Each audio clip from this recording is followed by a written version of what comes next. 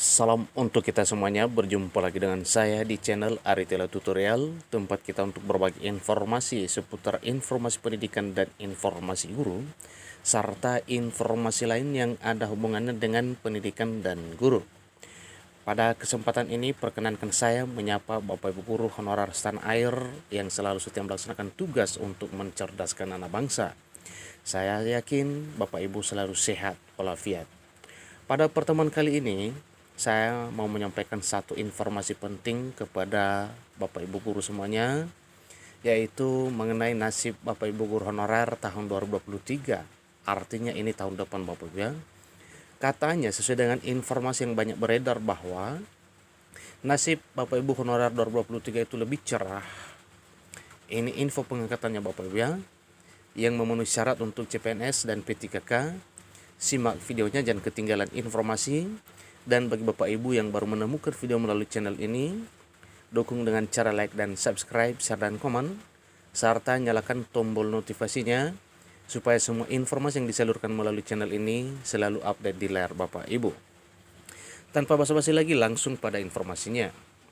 Adapun info pengangkatan honorer sudah diumumkan jauh-jauh hari, baik untuk mengikuti seleksi CPNS maupun P3K di tahun depan, artinya tahun 2023. Sudah ditegaskan bahwa tenaga honorer dihapus. Artinya tidak akan ada lagi status honorer di lingkungan kerja pemerintahan maupun yang terkait. Status yang berlaku kelak adalah PNS atau ASN dan P3K. Di sisi lain, masih ada 6 kategori honorer yang masih berpeluang menjadi PNS dan P3K. Jika Bapak Ibu salah satunya, maka bersiap-siaplah. Sementara itu ada 2 kategori yang tidak dapat jadi pegawai negeri sipil atau ASN maupun P3K. Ada beberapa alasan pemerintah tidak memberikan kesempatan bagi tenaga honorer untuk bisa diangkat jadi P3K atau pegawai pemerintah dengan perjanjian kerja. Nah, ada apa alasan pemerintah di sini Bapak Ibu? Ikuti terus informasinya.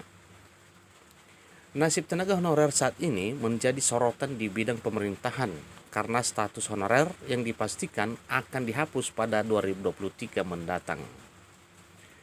Penghapusan tenaga honorer tersebut merupakan tindak lanjut dari adanya peraturan pemerintah nomor 49 tahun 2018 yang menjelaskan bahwa dalam lingkungan instansi pemerintah hanya mewajibkan 2 status kepegawaian, yaitu PNS dan P3K.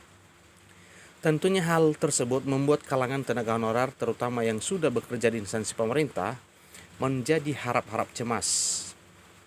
Namun, pemerintah memberi kesempatan bagi tenaga honorer untuk bisa daftar menjadi pegawai ASN asal mengetahui mekanismenya dalam hal perekrutan CPNS maupun P3K.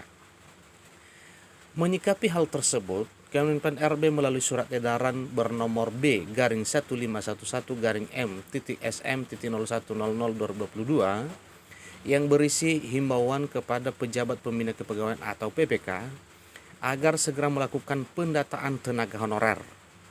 Nah, tentunya Bapak Ibu dalam hal pendataan honorer ini tengah dilakukan oleh pemerintah sampai batas akhir September ke depan ini. PPK diinstruksikan agar melakukan pemetaan terhadap tenaga honorer atau pegawai non-ASN yang bertugas di lingkungan instansi pemerintah, baik pada pemerintah pusat maupun daerah. Dengan begitu, surat edaran Kemenpan RB nomor 11 tahun 2022 yang dirilis pada tanggal 22 Juli 2022 ini menjadi perhatian para PPK serta tenaga honorer di seluruh wilayah. Lebih lanjut, dalam surat edaran Kemenpan RB tersebut juga dijelaskan bahwa pendataan tenaga honorer yang sudah memenuhi syarat maka akan diikutsertakan dalam seleksi P3K tahun 2022 ini. Tentunya yang bisa ikut Bapak Ibu yaitu hanya yang memenuhi syarat untuk seleksi P3K. Untuk syarat yang dimaksud dalam surat edaran Kemenpan RB tersebut dikhususkan untuk seluruh tenaga honorer yang berada di instansi pemerintah pusat dan daerah.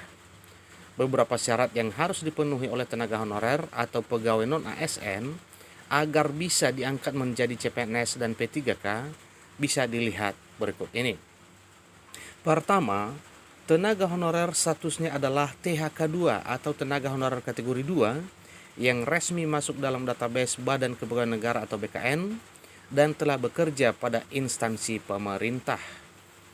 Yang kedua, tenaga honorer atau pegawai non-ASN yang honorariumnya itu berasal dari mekanisme pembayaran langsung yang berasal dari APBN untuk instansi pusat dan APBD untuk instansi daerah. Artinya bukan melalui mekanisme pengadaan barang dan jasa baik individu maupun pihak ketiga. Berikut yaitu tenaga honorer yang dimaksud minimal diangkat oleh pimpinan unit kerja. Tenaga honorer juga telah bekerja paling singkat 1 tahun pada tanggal 31 Desember 2021. Kemudian usia tenaga honorer paling rendah 20 tahun dan paling tinggi 56 tahun pada tanggal 31 Desember 2021. Bapak Ibu, supaya lebih tahu juga bahwa ada kriteria tenaga honorer yang tidak bisa diangkat jadi ASN P3K. Nah, ada apa ini? Ada alasannya Bapak Ibu ya. Pertama, tenaga honorer tidak masuk dalam database Badan Kepegawaian Negara atau BKN dan telah bekerja pada instansi pemerintah.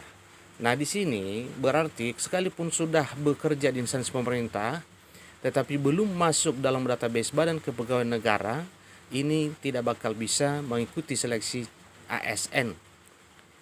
Nah, ada apa ini tidak masuk dalam database BKN? Kemungkinan Bapak Ibu ini masih belum memenuhi syarat sesuai dengan yang telah disampaikan tadi. Misalnya belum memenuhi syarat 1 tahun kerja di instansi pemerintah. Yang kedua, tenaga honorer belum bekerja dalam singkat waktu 1 tahun pada tanggal 31 Desember 2021.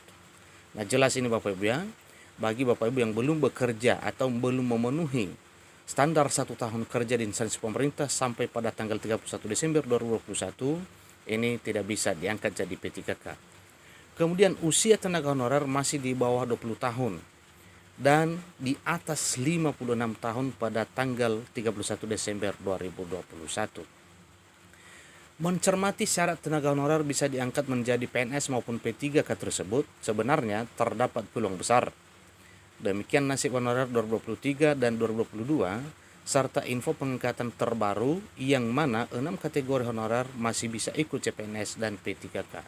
Nah, ini informasi yang Bapak Ibu, dan kesimpulannya yaitu pada video ini ada 2 hal penting, yaitu syarat atau kriteria bagi Bapak Ibu yang bisa ikut CPNS maupun P3K dan Bapak Ibu yang tidak bisa tercover untuk diangkat menjadi P3K.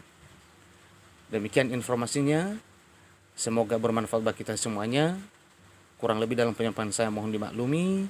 Sampai ketemu pada video berikutnya. Terima kasih.